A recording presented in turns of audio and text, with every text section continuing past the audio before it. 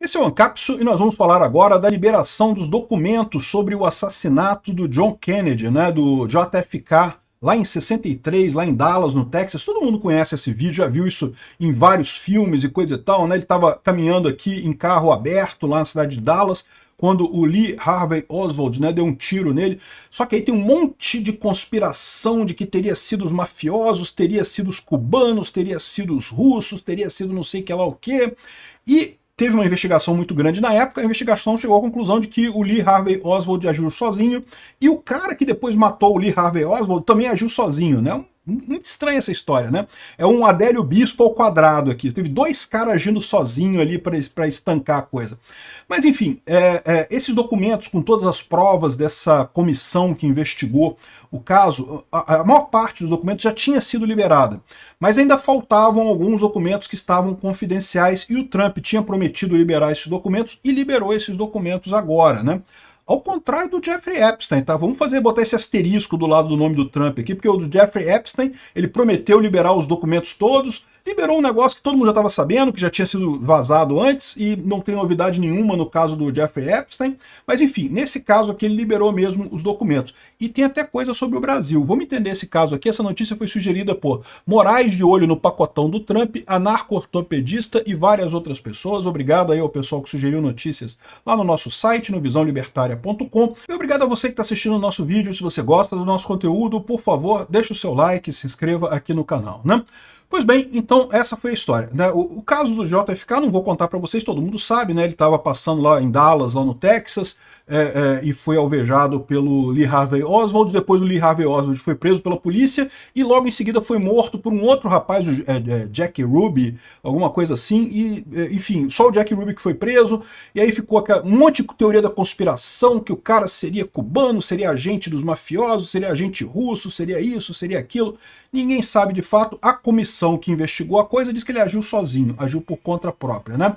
O Trump desclassificou não só o caso do JFK, mas também do Robert Kennedy, que é o pai do Robert Kennedy Jr., que hoje é ministro da Saúde do Trump, tá? Então, o Robert Kennedy, pai do Robert Kennedy Jr., ele também foi morto em 68. Então, o John Kennedy foi morto em 63, o Robert Kennedy morto em 68.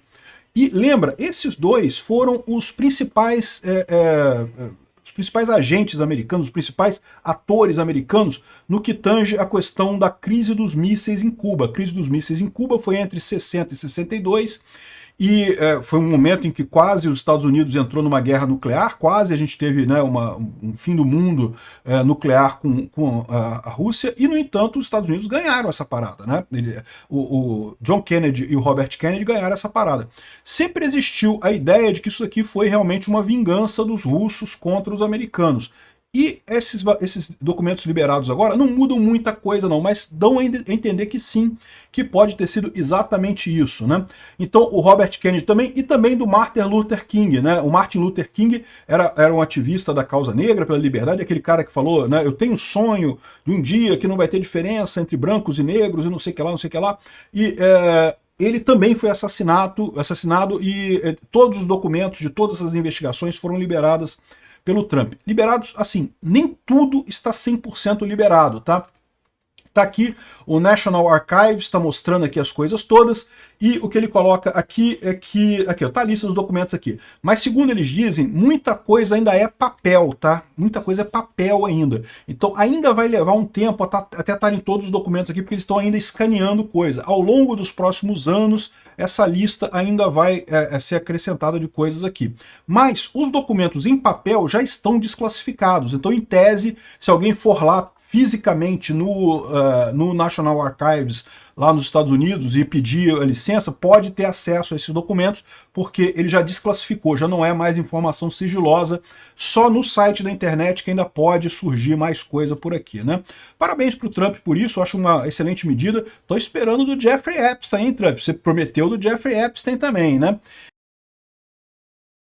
Enfim, e aí, o que tem nesses papéis? Primeira coisa, já tem gente que já digeriu essa coisa toda, já fez um monte de coisa aqui.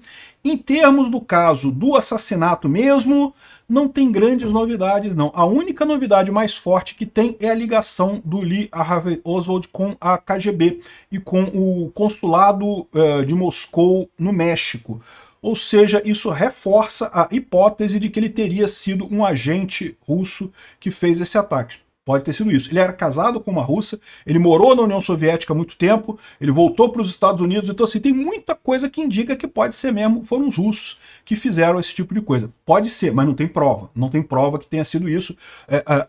Os russos dizem que ele não era mais agente, que ele não foi aceito como agente, que ele queria ser agente, mas ele não foi aceito como agente, porque era uma pessoa muito instável, e eles não teriam como controlar o cara. Mas ele era casado com uma russa, meu amigo. É lógico que quem era o handler dele, quem era o controle dele, era a mulher dele, pô, evidentemente, né? Mas enfim, em termos da história toda, não tem nenhuma daquelas grandes teorias da conspiração se confirmou, né? Agora, nessa parada saiu uma informação que tá muita gente até batendo em mim. Não, Peter, você falou que não ia ter golpe comunista no Brasil, mas olha só, saiu um documento aqui dizendo que o Xi Jinping, não, o Mao Zedong e o Fidel Castro ofereceram armas e tropas para Leonel Brizola. Então ia ter golpe sim, eu não sei que ela... Não. Vocês estão confundindo duas coisas aqui. Ofereceram armas e tropas para garantir a transferência de poder para João Goulart. Então vamos entender as duas coisas diferentes que tem nisso daqui. Primeira coisa, quando o idiota do Jânio Quadros assumiu a presidência em 61, né, o Jânio Quadros era o presidente, ele que foi eleito. O João Goulart era vice do Jânio Quadros. Quando o João Goulart assumiu a presidência, ele ficou 7 dias na presidência, teve um ataque de pelanca lá e renunciou ao cargo de presidente. Essa história já foi contada várias vezes. Muita gente acha que ele queria apoio, ele achou que o povo ia ficar debaixo dele, ia falar, não, então tá bom, se o João Goulart, não, João Goulart, continue no cargo, João Goulart. Ele viu pessoas no Brasil inteiro pedindo para ele continuar presidente, coisa e tal, e só que ninguém estava nem aí para isso, ou seja, renunciou e perdeu o mandato. E foi ele que começou essa lambança toda, com essa renúncia dele, né? Um idiota, o Jânio Quadros. Aí ia assumir o João Goulart, só que aí o que aconteceu? Aí começou essa parada do pessoal ter medo do João Goulart. Por quê? Porque o João Goulart era comunista, o João Goulart queria o comunismo mesmo, né? Lembra? Os comunistas daquela época eram diferentes dos comunistas de hoje em dia. Hoje em dia todo mundo sabe que o comunismo deu errado, que a União Soviética deu errado, que Cuba deu errado, que não funciona. Mas naquela época, em 65, o golpe em Cuba tinha acontecido em 59, tinha coisa de 6 anos de golpe, né? Aliás, aqui no caso era 61, ou seja, 61 era 2 anos depois do golpe em Cuba. O pessoal achava que era uma maravilha, não porque o Fidel Castro fez as coisas lá e resolveu tudo, não sei o que lá. Enfim, o pessoal tinha medo de que o Jango tentasse um golpe. E aí o que aconteceu? O que eles estão falando aqui? Quando o Jânio Quadros renunciou, havia um movimento para não deixar o Jango assumir. E nesse momento, o cara da China e o cara de Cuba ofereceram ajuda militar para o Brizola, caso fosse preciso defender a transição pacífica de cargo, né? Porque era o correto. Nesse caso, o João Goulart tinha que assumir mesmo, né? Pela Constituição brasileira, ele tinha que assumir. Se tivesse um golpe aí a China e Cuba ajudariam o Brizola a evitar esse golpe neste momento. Então, ali ninguém tem dúvida, teria essa ajuda. Só que o Brizola recusou. Por que o Brizola recusou? Eles falam aqui porque ele temia o envolvimento dos Estados Unidos, e certamente haveria o envolvimento dos Estados Unidos, mas mais do que isso, o que ele sabe, e é óbvio que é isso, é que essa tropa de Cuba e da China, mesmo que fosse voluntários, repara, eles ofereceram aqui, ó, apoio material, suporte e, inclusive, voluntários, entre aspas, ou seja, voluntários seriam soldados para lutar. Só que quantos soldados que Cuba e China conseguiriam colocar aqui no Brasil? Eu não sei quantos eles estavam planejando, mas certamente não faria diferença. As pessoas esquecem disso. O Brasil é um país enorme. Se não for o exército brasileiro, até o exército americano, se quiser conquistar o Brasil, tem dificuldade, meu amigo. A menos que use bomba atômica para destruir Brasília e aí acabar com todo o comando do exército brasileiro, mesmo esse tipo de coisa é difícil. Ou seja, se viesse da China uma tropa, se viesse de Cuba uma tropa, não faria diferença. Por isso o Brizola recusou. Ele viu que o ganho que ele teria com a força desses poucos voluntários que teria lá da China e de Cuba não faria diferença no final das contas e pioraria a situação dele. Aí o que aconteceu? Não teve nada, né? Realmente, de fato, no final das contas, teve a posse esperada, o Jango assumiu. Aí, quando teve em 64, mas veja, desde 61, os militares já estavam chateados com essa história. E é por isso que eu digo para você que não teria chance nenhuma de ter um golpe do Jango em 64. Não faz sentido. Ah, o Brizola queria um golpe. É lógico que o Brizola queria um golpe. Ah, o Jango queria um golpe. É lógico que o Jango queria um golpe. Ah, eles tinham guerrilheiros para lutar do lado do golpe. É lógico que tinham guerrilheiros do lado do golpe. Mas caramba, o Brasil não é Cuba, meu amigo. O Brasil é enorme, o Brasil é grande pra cacete em relação a Cuba. E se o exército brasileiro não estivesse do lado do golpe, olha só, mesmo no exército brasileiro, tem pessoas que apoiariam o Jango, tá? Tem esquerda, já tinha esquerdistas radicais no exército brasileiro. Naquela época, a esquerda, o comunismo, ainda era visto como uma coisa positiva, né? Uma alternativa de futuro. O comunismo vai funcionar e coisa e tal, e agora dessa vez vai funcionar o comunismo e não sei o que lá. Mesmo no exército brasileiro tinha gente, só que tinha pouca gente. Uma situação mais ou menos como a do Bolsonaro agora.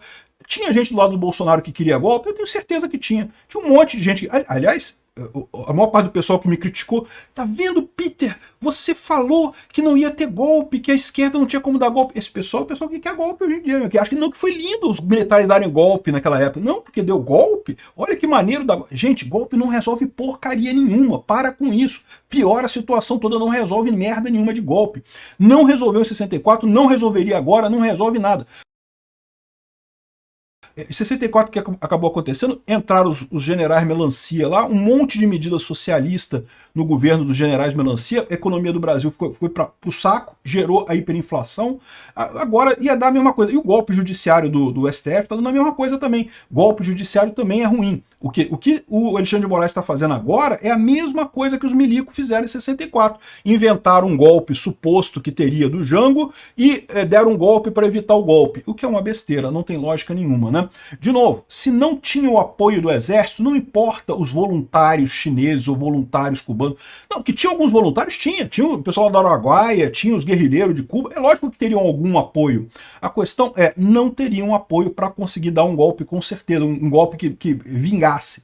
Porque tem isso, você não pode dar golpe só com uma pequena força, tem que dar golpe com a maioria, né? Em 64, quando os militares fizeram o golpe, eles tinham o apoio inteiro do pessoal. Eles representavam a continuidade. Por isso que o Alexandre de Moraes também conseguiu dar o golpe agora, porque ele deu o golpe partindo da continuidade, mantendo o status quo. Aí você consegue com muito mais facilidade.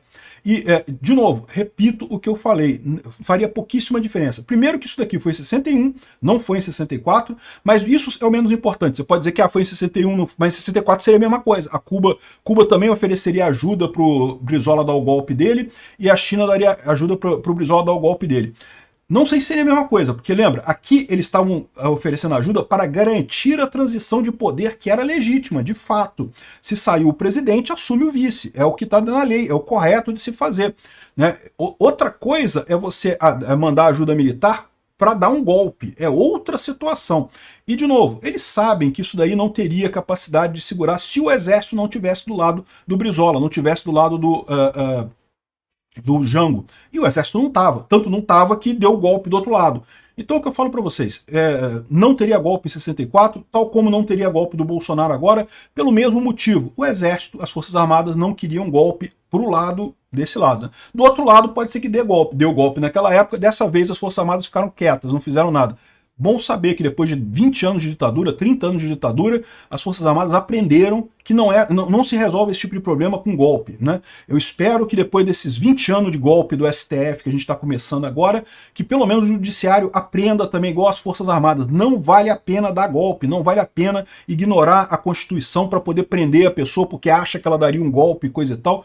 Não vale a pena isso, só piora a situação. Espero que o STF tenha essa grandeza ao final da ditadura deles, que vai acabar, eu tenho certeza. A ditadura não dura para sempre, porque é naturalmente frágil. Esse golpe do Alexandre de Moraes não vai durar muito tempo, não sei quanto tempo mais vai durar. O que eu espero só é que eles saiam disso com essa mesma coisa, né? Bom, enfim, outras coisas que estão liberadas aqui, o pessoal da esquerda evidentemente está dizendo que, tá vendo, os Estados Unidos do mal monitorou os comunistas no Brasil. É lógico que monitorou os comunistas no Brasil. Evidente que monitorou, né? Estava na Guerra Fria, pô. É lógico que monitorou. E outra coisa curiosa é isso daqui, ó. Eles mostram que o Lee Harvey Oswald era um espião que tentou obter um visto da União Soviética na Cidade do México 2 vezes, e ele conversava com um monte de gente da embaixada. A mulher dele era russa, não sei o que lá, ele morou na Rússia, não sei o que lá. Kostikov era o handler dele, segundo eles estão dizendo lá, e o handler mais direto era a mulher dele, evidentemente. Ou seja, no final das contas, prova que é isso daí, meu amigo. Os russos têm esse negócio de espionagem mesmo, tem que tomar cuidado. Tem ainda hoje, hein, Trump?